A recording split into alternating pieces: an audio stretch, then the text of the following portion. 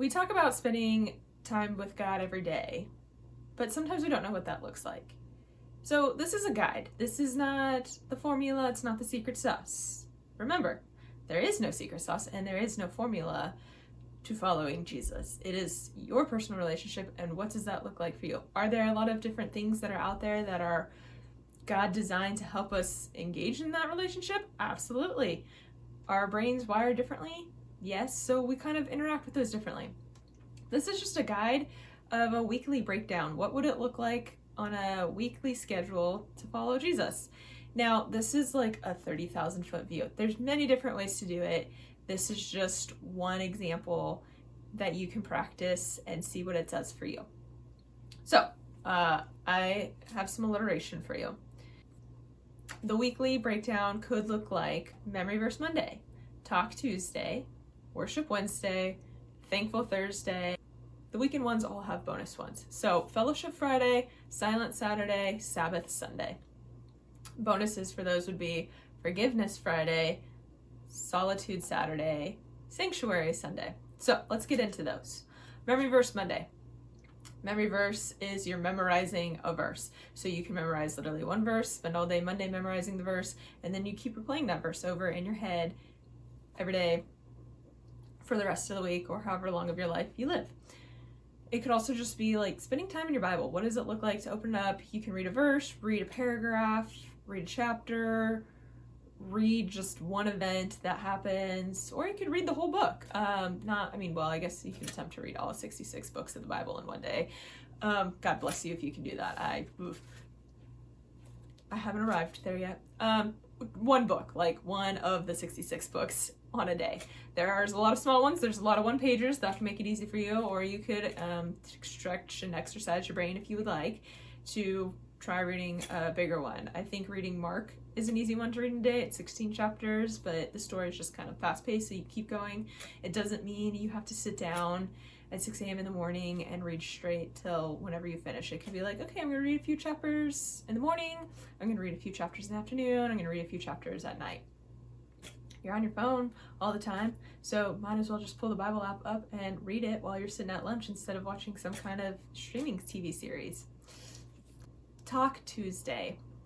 Spend time talking to God. A lot of different ways you can do that. Prayer is one of them, but you can just actually talk to God. Just, hey God, this is what's going on today. This happened, actually talk out loud. I would highly suggest, maybe doing it in the confines of like a space where there's not other people, in your car, while you're driving, on a walk, while you're out circling the neighborhood, in your house, somewhere you don't look entirely crazy, because when we talk out loud, there's things that will come out of our mouth that aren't in our head, but it's things in our heart that we might be needing to say to God. So practice actually talking out loud to Him. You can pray, you can journal your thoughts, you can have the conversation in your mind, how you think, hey Jesus, this is what happened today, But remember, when you talk with somebody, it's a dialogue, which means it's a two-way street. Monologue is what I'm doing to you. I get to talk to you and you get to sit and listen. Dialogue is we're sitting down, we're actually talking back and forth. So I talk, you talk, I listen while you talk. And that's the big thing of practicing is practice sitting and listening. Do you hear God speaking? Now, I'm not somebody that can audibly hear God. I know people that have shared stories where they audibly hear God. I think that's really cool. I'd like to experience that at some point in my life. But sit, wait for a response. What does it look like? Is there a prompt? Is there a thought that pops into your mind? Is there something that brings confirmation? It's learning how to listen to the voice of God. An example I use is if you are in a crowd somewhere and you hear your name, or maybe there's a specific whistle your family uses to get your attention, you will turn and immediately know, oh, that's my mom has this high-pitched whistle. And if I hear it anywhere, I'm just like, oh, where is she, Or if you have a friend that calls your name, your friend's voice, so you'll know their voice above other people yelling your name. It's practicing learning to hear God's voice like that. What does it sound like to you? How do you engage with it? And be careful, because sometimes our own mind will jump in and start putting thoughts in our brain that we think is God. And so it's just always test it back. Anyways, Worship Wednesday. Spend time focusing on God. What do we worship? We worship things that when we focus on things, the thing we focus on the most is the thing we worship. So spend time focusing specifically on God. There's lots of different ways to worship. A couple of them could be like music. That's kind of the most common known thing is worship music. You have it on Sunday, you have it on the radio, playlist, whatever. So spend the whole day just Christian music. See what that does for you. You can do the worship music, you can have the slow stuff, you can have the hype stuff.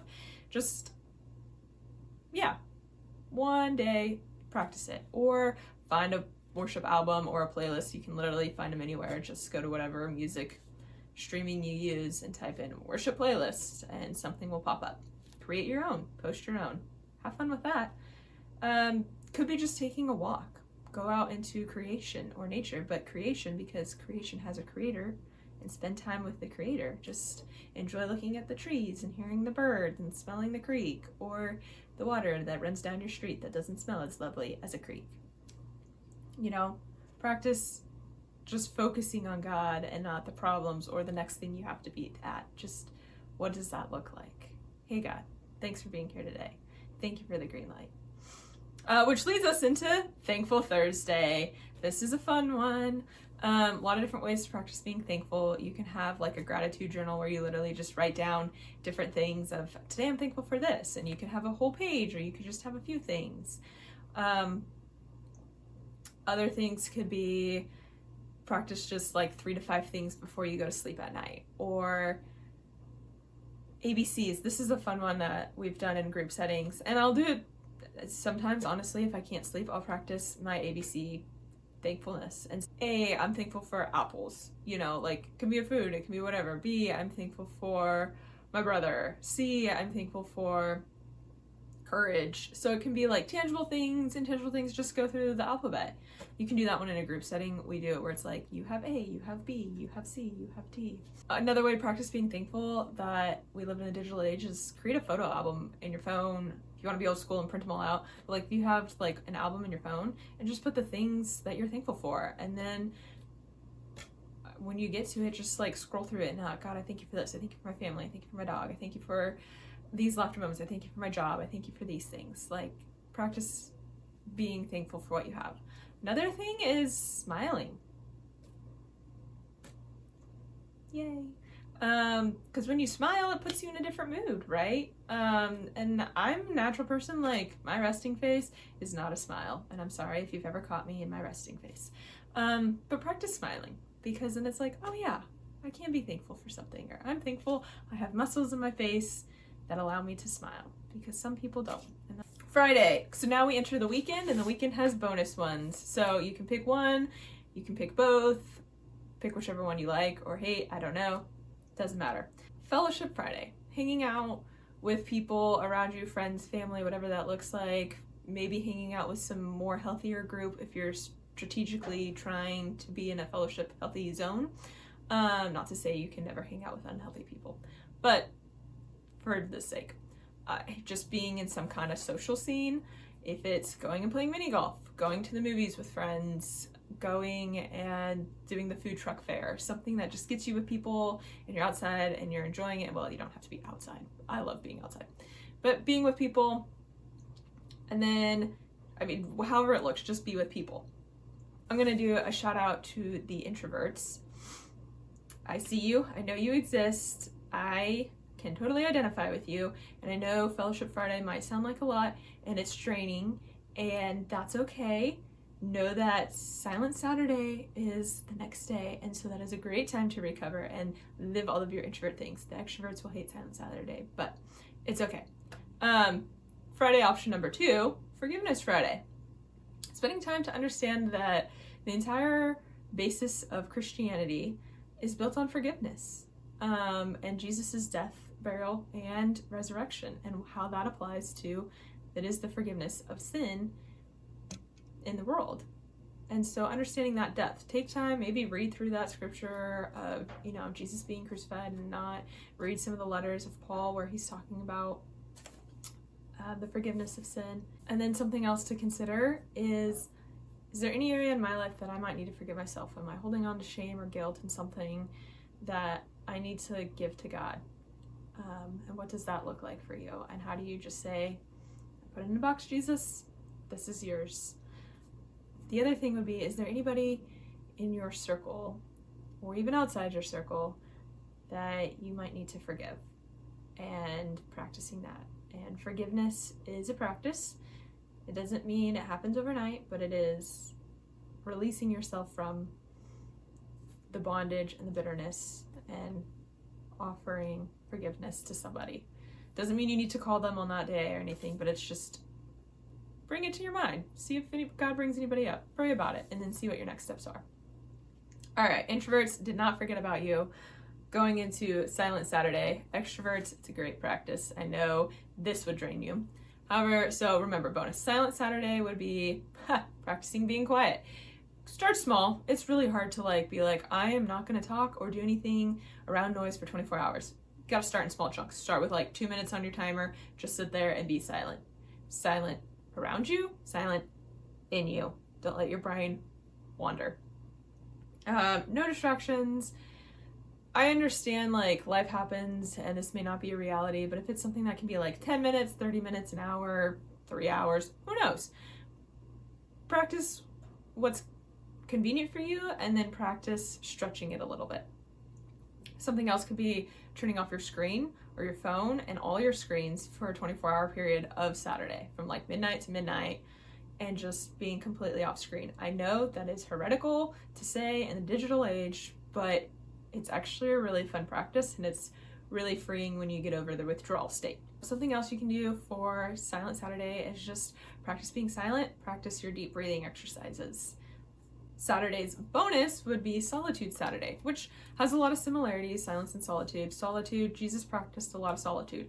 He would take trips away from the disciples, go pray, spend some time with Jesus. Well, Jesus spent time with Jesus. Jesus also spent time with God, the Father.